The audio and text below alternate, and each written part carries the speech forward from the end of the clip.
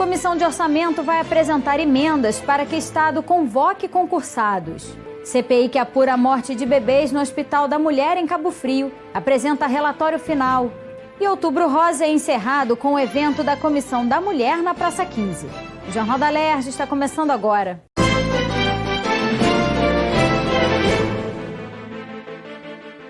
Boa noite.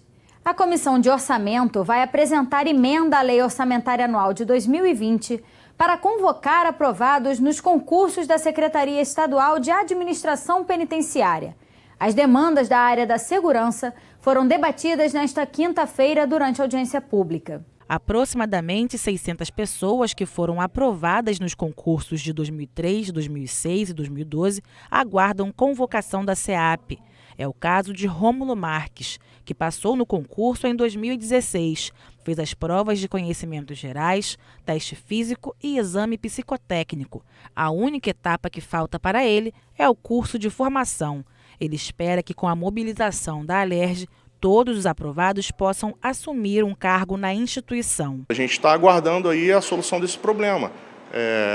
Possivelmente com a boa vontade da casa, da Alerj, nesse sentido de resolver esse problema, eu acho que essa história vai ter um fim positivo aí para os 3 concursos. O presidente da comissão, o deputado Rodrigo Amorim, disse que os parlamentares vão apresentar uma emenda à LDO para o chamamento dos concursados e que existe a possibilidade da utilização do fundo da Alerj para isso. A SEAP talvez seja, nesse imbróglio dos concursos públicos, a questão mais delicada, porque são 3 concursos em aberto, todos judicializados.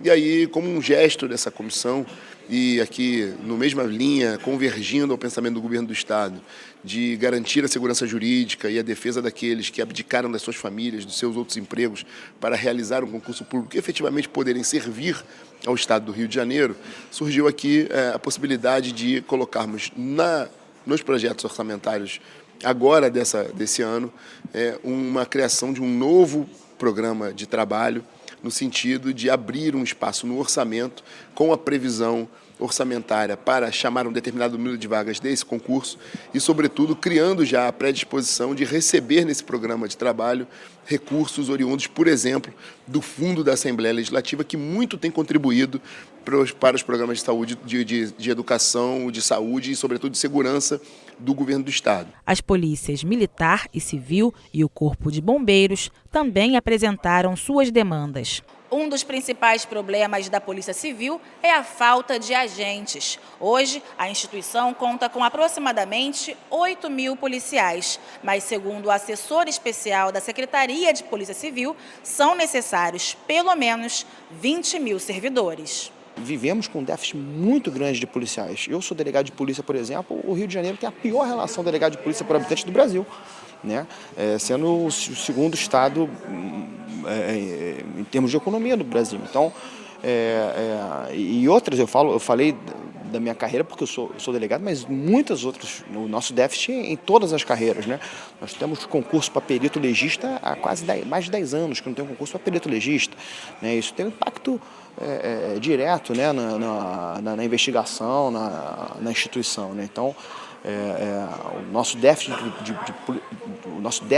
de recursos humanos hoje é um dos maiores problemas da instituição. O coronel do Corpo de Bombeiros disse que boa parte do orçamento deles é custeado pela sociedade através do pagamento da taxa de incêndio e que estão buscando uma atualização cadastral junto às prefeituras para aumentar o valor recebido. Ele informou como a corporação pretende investir esse recurso. A nossa prioridade é o reequipamento e a ampliação da frota da corporação. Já a Polícia Militar, que tem a previsão de receber 6 bilhões de reais em 2020, disse que mais de 90% desse valor é para o pagamento de pessoal. São aproximadamente 43 mil agentes, o que impede investimentos em novos projetos de segurança. Ele apresentou uma demanda de 25 milhões de reais. A nossa demanda realmente de investimento ela é muito grande. Logicamente, parte dessa demanda a gente está conseguindo custear com o orçamento disponibilizado pelo Tesouro. Mas uma parte, uma fração, logicamente, a gente vai depender dessa captação de recursos externos, que a gente, num primeiro primeiro momento, na primeira nossa análise, está em torno de 25 milhões. A CPI que investigou a morte de bebês no Hospital da Mulher de Cabo Frio aprovou por unanimidade o relatório final dos trabalhos. Durante 6 meses, os parlamentares ouviram 26 depoimentos de familiares de vítimas, profissionais da área da saúde e autoridades. Falta de medicamentos, de equipamentos básicos e de pessoal preparado para atender as gestantes. Essas foram as conclusões dos deputados da CPI, que chegaram a analisar 18 prontuários da unidade de saúde. A negligência dos gestores, segundo os parlamentares, foi responsável pela morte de 20 bebês no primeiro semestre deste ano. A relatora da CPI quer que o Ministério Público e a Polícia Civil investiguem esses profissionais. Isso é responsabilidade do gestor. Quando ele omite a sua responsabilidade, o resultado é esse, é morte. E isso, eu acho que a CPI ela é fundamental, que é uma CPI talvez inédita, porque está se debatendo sobre uma questão muito técnica, mas é uma CPI que, do meu ponto de vista, ela vai repercutir para todas as unidades de saúde, seja maternidade, hospital, PAN, entendeu? Por quê? Porque nós vamos tentar incriminar, de fato, esses profissionais que não se responsabilizaram pela saúde da população. O relatório final aprovado pelos parlamentares propõe 11 projetos de lei que vão tramitar aqui na Alerj, além de 138 recomendações. Entre as propostas, a que cria na Alerj um grupo de trabalho para atuar na prevenção e combate à violência obstétrica. Esse grupo deve ter integrantes das comissões de saúde, direitos das mulheres e direitos humanos da casa. Outro projeto cria no estado do Rio uma ouvidoria para receber denúncias da população sobre violência obstétrica. Para a presidente da CPI, é urgente aprimorar a rede de atendimento à mulher no estado. Claro que o foco foi o Hospital da Mulher de Cabo Frio, diante do elevado número de bebês nascidos mortos ou natimortos, né? A gente sabe muito bem que ali teve ingerência sobre a administração, sobre a humanização do parto, sobre o atendimento, enfim, direitos básicos de uma parturiente não foram respeitados. Portanto, a CPI encaminha políticas públicas concretas para acabar com a violência obstétrica, tanto em Cabo Frio quanto no estado do Rio de Janeiro. Além das polícias civil e federal e do Ministério Público, o relatório será encaminhado também aos conselhos regionais de medicina e enfermagem, aos tribunais de contas do estado e da União e para a Prefeitura de Cabo Frio. A Comissão Especial em Defesa dos Royalties do Petróleo quer mobilizar órgãos ambientais para coletar informações técnicas que mostrem os riscos que o Rio de Janeiro assume ao ser um estado produtor. O deputado Dr. Serginho falou que a comissão vai acionar o IBAMA, o IBGE e a Agência Nacional de Petróleo para que estudos de impacto, tanto ambientais quanto econômicos, sejam anexados ao processo que será analisado pelo Supremo Tribunal Federal. O STF vai decidir se altera ou não a lei sobre a partilha dos royalties de petróleo. A votação está agendada para o dia 20 de novembro, mas pode ser adiada a pedido do governador do Rio. Na área jurídica, a gente entende que o Estado está muito bem amparado, com vários juristas defendendo a tese constitucional do Estado. Porém, a gente verificou que não consta do processo detalhes técnicos de outros órgãos que influenciariam em eventual decisão do STF, como o IBAMA, que é quem fez os estudos de impacto ambiental da exploração dos campos, que deveria demonstrar que efetivamente os impactos ocorreriam somente no estado do Rio de Janeiro. O IBGE mostrando os dados já referenciados, demonstrando que realmente o Estado é que suporta os impactos. São órgãos de natureza, inclusive, nacional, que levariam tecnicamente a defesa do Estado do Rio de Janeiro de uma maneira natural. Meg Montana, representante da Secretaria de Desenvolvimento Econômico do Estado, disse que estudos da pasta indicam que a redução do repasse de royalties para o Rio de Janeiro pode comprometer o pagamento de servidores e até impedir que compromissos do regime de recuperação fiscal sejam cumpridos. Para o presidente da comissão, o deputado Dr. Serginho, a partilha dos royalties pode significar a falência do Estado. Os efeitos de eventual partilha dos royalties com os demais entes federativos são desastrosos. Isso não vai gerar um impacto somente na administração pública, existe um efeito cascata que vai afetar toda a economia do estado do Rio de Janeiro, inclusive na esfera privada. Então, assim, é uma preocupação muito grande porque as pessoas falam tecnicamente do problema da redistribuição dos royalties, mas a vida das pessoas, o dia a dia das pessoas será afetado de uma maneira drástica. A Câmara Setorial de Agronegócios do Fórum de Desenvolvimento Estratégico do Estado se reuniu para aperfeiçoar o projeto de lei do deputado Luiz Paulo sobre a produção e comercialização dos queijos artesanais. A proposta tem como objetivo incentivar e sensibilizar os produtores rurais, estabelecer diretrizes para a produção artesanal, promover o desenvolvimento das regiões produtoras, além de garantir a segurança alimentar. O texto do projeto especifica o queijo artesanal como aquele que é elaborado com leite integral, pasteurizado, cru, fresco por método rústico e sem produção industrial. O projeto também determina quem pode produzir os queijos artesanais, estabelece controle de defesa sanitária específico para este tipo de produto e promove a participação dos produtores locais em feiras e seminários. Depois de definido o que é a produção artesanal, como vai se estimular essa produção artesanal? Como se dará o controle de qualidade? Como se dará o treinamento daqueles que vão fiscalizar, mas principalmente daqueles que estão empreendendo, né? E, finalmente, né, tentar fazer com que essa produção artesanal respeite o processo cultural de aprendizado histórico de cada região do nosso estado. Durante o encontro, a analista de políticas públicas do SEBRAE, que integra o fórum, sugeriu que o texto pudesse incluir outros produtos de origem animal.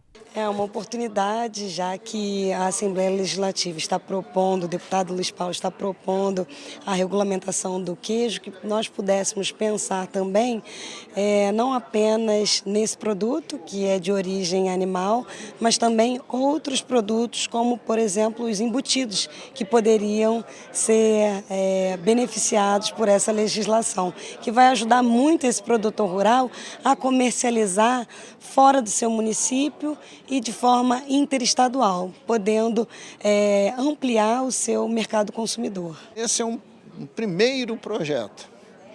Depois pensaremos não somente de queijo artesanal, porque essa será uma etapa vencida, mas sim sobre todas as produções artesanais, de qualquer tipo de produto, inclusive a produção de defumados, né, de carnes, etc., etc., porque também é importante, mas temos que dar um passo de cada vez. Para a subdiretora do Fórum, essa contribuição dos integrantes da Câmara Setorial de Agronegócios é fundamental para que a proposta seja aperfeiçoada e atenda às necessidades da população. Essa contribuição que foi encaminhada para o projeto de lei foi riquíssima.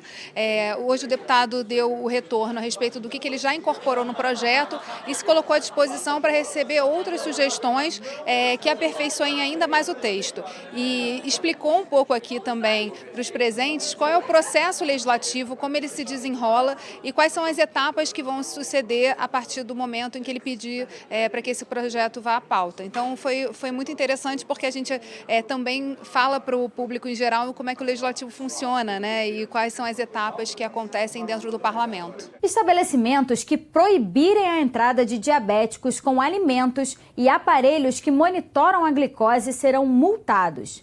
Acompanhe agora as votações no plenário com a repórter Natália Alves. Na sessão plenária desta quinta-feira, os parlamentares analisaram um projeto que altera a lei que criou o Conselho Estadual de Política Cultural. O texto quer garantir que a indicação de membros do Conselho seja feita pela instituição que o membro irá representar. A proposta dos deputados Eliomar Coelho, Luiz Paulo, Valdec Carneiro, Dani Monteiro, Carlos Mink, Renan Ferreirinha e André Siciliano foi aprovada e segue para a sanção do governador. É porque o Conselho Estadual de Cultura, ele tem na sua composição 2 representantes da Assembleia Legislativa. E os 2 representantes da Assembleia Legislativa, é claríssimo que ele tem que ser escolhido no âmbito da Comissão de Cultura da Assembleia Legislativa. O secretário de Cultura achou que ele é que deveria nomear, mas aí é uma invasão de competência dos poderes. Os poderes são independentes e harmônicos entre si, de maneira que nós não podemos, de forma alguma, sair indicando o secretário de Cultura, por exemplo. As deputadas Dani Monteiro, Renata Souza e Mônica Francisco querem criar na Alerj o programa de prevenção, capacitação e enfrentamento permanente ao racismo institucional. O programa deve ter, entre as ações, a divulgação de campanhas para sensibilização sobre o racismo institucional e a promoção de formação interna obrigatória para os funcionários da casa. A proposta foi aprovada. Fundamental, até porque a gente está falando de um país que precisa gerar oportunidades para o seu povo. Está falando de um país onde a desigualdade social é muito grande, onde você constata que 6 brasileiros têm a mesma riqueza que a metade mais pobre do país. Então, unicamente 6 homens têm a mesma riqueza que 100 milhões de brasileiros. E aí, quando você vai pensar nas oportunidades também de geração de emprego, de escolarização, de profissionalização, essas oportunidades elas são reduzidas à população como um todo, até mesmo para manter essa estrutura desigual. E o viés, a ponta de lança mais cruel dessa desigualdade é sobretudo para os afrodescendentes, aqueles que vêm de origem dos que antes no nosso país foram escravizados.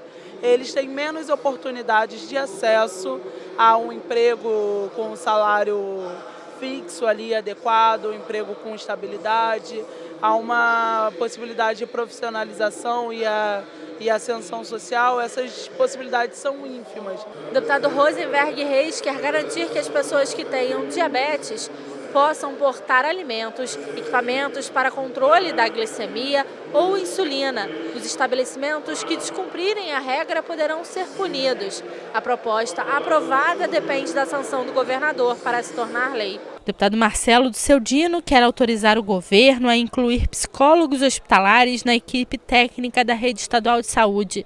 O texto foi aprovado e será analisado pelo governador. O psicólogo hoje ele tem uma importância muito grande em todos os setores.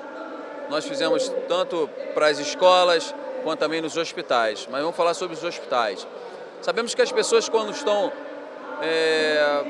no hospital com problema de saúde, normalmente está fragilizado, não somente ele, como também os seus familiares. E o psicólogo vai estar junto dessa equipe para que realmente possa dar uma estabilidade maior, tanto para o paciente quanto para os familiares. O ex-deputado Átila Nunes quer criar o programa Doe Palavras. A ideia é que a Secretaria de Saúde envie mensagens de texto para familiares de pacientes internados em estado grave. O texto foi aprovado em segunda discussão. Pode ser alterada a lei que cria programa de recuperação da malha ferroviária do Estado. O deputado Elbert Rezende quer incluir entre as linhas a serem restauradas o ramal que liga Cachoeiras de Macacu a Nova Friburgo. O projeto foi aprovado e segue para a sanção ou veto do governo. A lei que define regras para atos e processos administrativos pode ser alterada. O deputado Anderson Moraes quer incluir a previsão de que pessoas físicas ou jurídicas sejam representadas por advogados ou despachantes documentalistas em processos administrativos. A proposta recebeu 5 emendas e retornou às comissões. Professores ativos e inativos das redes públicas e privadas podem passar a ter direito à meia entrada em casas de espetáculos, cinemas e espaços esportivos. A proposta do ex-deputado Pedro Fernandes foi aprovada e retorna à pauta para mais uma votação. Já o deputado Luiz Paulo propõe a criação do Fundo Orçamentário Temporário, que deve funcionar a partir de janeiro do ano que vem. A ideia é que as empresas do Estado que receberem incentivos fiscais de ICMS depositem nesse fundo 10% do valor do benefício. Estão isentos da contribuição setores como agricultura familiar, agroindústria artesanal, material escolar, medicamentos básicos, entre outros. A proposta também revoga a lei de 2016 que criou o Fundo Estadual de Equilíbrio Fiscal e que está sendo contestada pelas empresas no Supremo Tribunal Federal. O texto foi aprovado em primeira discussão. Esse fundo foi criado para que 10% dos benefícios fiscais revertesse esse fundo para tentar o reequilíbrio econômico e financeiro do Estado. Quando esse fundo foi criado, o projeto veio à casa, ele era para arrecadar algo, à época se estimava, na casa do bilhão. Mas teve tanta emenda, tirando o benefício XYZ, tantos benefícios foram retirados, que hoje ele está arrecadando algo como 300 milhões. Mas 300 milhões é dinheiro, e muito. E aconteceu o quê? No tempo, aconteceram ações diretas de inconstitucionalidade que foram parar no Supremo Tribunal Federal. E tanto a Procuradoria-Geral da República quanto a Advocacia-Geral da União deram pareceres pela inconstitucionalidade de 2 artigos dessa lei. Para variar, a Procuradoria-Geral do Estado se quedou inerte, não se pronunciou sobre isso. E nós descobrimos isso no site do STF. Então propusemos um projeto de lei para revogar a lei anterior, criando uma nova, para matar a ação direta de inconstitucionalidade e, concomitantemente, corrigindo a redação desses 2 artigos, porque a ação de inconstitucionalidade não pega a lei inteira, pega 2 artigos, mas 2 artigos fundamentais. O Estado pode ter uma política estadual para a população em situação de rua. Os objetivos são promoção dos direitos, articulação das políticas públicas e implementação de ações para a superação do preconceito, entre outras. A proposta do deputado Valdec Carneiro e da ex-deputada Tânia Rodrigues foi aprovada e precisa passar mais uma vez pelo plenário. O que se espera é que a população em situação de rua configure, digamos, uma circunstância transitória, né? Que a gente pretende, o que se deseja, é que essas políticas possam evoluir para garantir direitos de cidadania, como a habitação, por exemplo, que é fundamental. Entretanto, né, no quadro de desconstrução de direitos em que vivemos no Brasil, o quadro de empobrecimento acentuado da população, pobreza e miséria aumentaram no Brasil, tinham diminuído e voltaram a crescer. Nós percebemos nas ruas das principais cidades, na região metropolitana, enfim, um aumento substancial dessa população. Ora, nesse caso e nesse sentido, é preciso que as políticas, ainda que durante um certo tempo, alcancem essa população. A Comissão de Saúde da Alerj vai passar a ter um telefone gratuito para receber denúncias da população.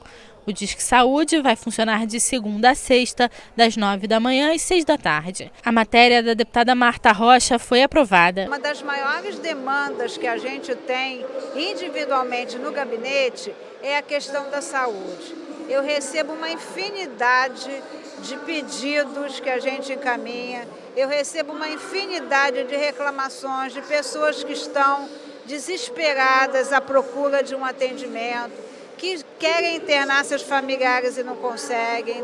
E aí, quando presidindo a Comissão de Saúde, eu achei que era muito pertinente a gente ter um Disque Saúde, que eu acho que não é para furar fila no atendimento, claro que não, mas é para que o gestor da saúde saiba aonde está o nó no atendimento. Quem passou pela Praça 15 nesta quinta-feira pôde tirar dúvidas sobre saúde e realizar testes rápidos para verificar pressão e taxa de glicose no sangue.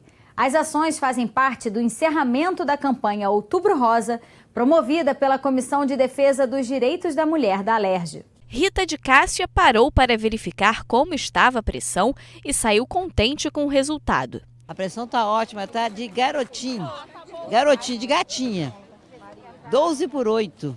A Feira Rosa, como foi chamada, teve como foco a saúde da mulher. Instituições que atendem pacientes com câncer, estudantes universitários e técnicos de enfermagem prestavam atendimento gratuito para quem queria saber mais sobre prevenção e tratamento. É o caso da professora Raquel, que dava orientações sobre endometriose.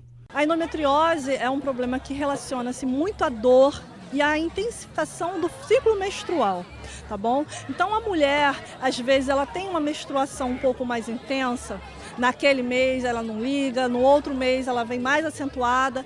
E quando ela se dá conta, a endometriose já está instalada. E essa mulher acaba, muitas vezes, tendo como consequência disso também o câncer. E esse câncer não apenas se restringe ao câncer de colo de útero, porque a endometriose ela pode se tornar uma complicação, um fator de risco para cânceres que podem se instalar até no intestino. Viviane sofreu com a doença e teve que tirar o útero. Hoje, após o tratamento, conseguiu recuperar a qualidade de vida. Eu tratei durante 4 anos, eu fiz tudo para não ter que tirar o útero, mas assim, as dores foram aumentando bastante. Já chegou numa situação que estava insuportável, então nós optamos por retirar o útero para ter qualidade de vida, porque eu já não estava mais tendo. Hoje eu estou ótima, tenho qualidade de vida, tá? Assim, não me atrapalha em nada, não me atrapalha na minha vida sexual com meu marido, eu não tenho problema nenhum. Orientações sobre o câncer de mama também foram oferecidas ao público. Nesta tenda ficavam expostos moldes de seios com características que podem indicar sinais da doença. Aí nós, por exemplo, temos o formato de casca de laranja. É quando a pele fica um pouco áspera e bem parecida mesmo com a casca de laranja. Então é uma das formas que a mulher ela pode olhar, identificar que tem algo errado no seu corpo e procurar um atendimento médico ou uma consulta de enfermagem. O nódulo também, por exemplo, um nódulo que já é bem visível e também aparecem os que não tem como visualizar bem, mas ela, ao se tocar, ela consegue sentir e consegue identificar que tem algo diferente no seu corpo. Elídia descobriu que tinha câncer de mama em 2012. No caso dela, o nódulo não era palpável e por isso ela ressalta a importância de realizar exames de rotina, como a mamografia e o ultrassom. A mamografia não acusava, aí mandou que eu fosse fazer uma ultrassom para avaliar a lesão profunda. E nessa avaliação eu detectei que havia uma lesão e que era um câncer. Foi feita uma coribiópsia, aí acusou que era câncer. A palpação não descobri nada. De acordo com o INCA, o câncer de mama é o segundo tipo da doença que mais atinge as brasileiras. São previstos a cada ano 60 mil novos casos. Atividade física, alimentação saudável e controle do peso são algumas formas de prevenir a doença. E olha a disposição da dona Vera Lúcia. Eu faço caminhada de 2 a 5 quilômetros. Em maio eu vou fazer uma de 5 quilômetros. Eu faço dança de salão às segundas-feiras na UF, no espaço de idoso, tai chi chuan e yoga. Meu Deus, quanta coisa! Faço a ginástica do Gugu todo dia. E a senhora tem quantos anos? 68. E faz isso tudo? Faço. E a alimentação, como que é? Eu faço assim, legumes, verduras, carne vermelha não como, frango, evito e peixe. Agora mesmo estou indo para o CCBB. A presidente da Comissão de Defesa dos Direitos da Mulher, deputada enfermeira Regiane, lembrou que o poder público precisa ser presente em todas as regiões do estado para permitir o diagnóstico e tratamento das mulheres com câncer. Se a gente não chamar a atenção da população do que é, a população não se envolve, né? É importante que ela veja e ela fale assim, poxa, eu posso participar, eu posso fazer na minha cidade, eu posso fazer no meu bairro. E a obrigatoriedade da gente junto, todo mundo, pedir do Executivo políticas públicas que realmente priorizem essa demanda. Nós vamos apresentar a comparação em relação aos mamógrafos, porque diminuiu. Já tinha nada, era um deserto na Zona Oeste, na Baixada Fluminense. E esse estudo que foi feito agora identificou que o que existia o ano passado diminuiu, do ano passado para agora, para esse ano. Então, sabe, como é que a mulher se cuida? O Jornal da Alerj fica por aqui. Você pode acompanhar a programação também em nosso site e pelas redes sociais. TV Alerj, o canal do povo. Uma boa noite para você e até a próxima semana.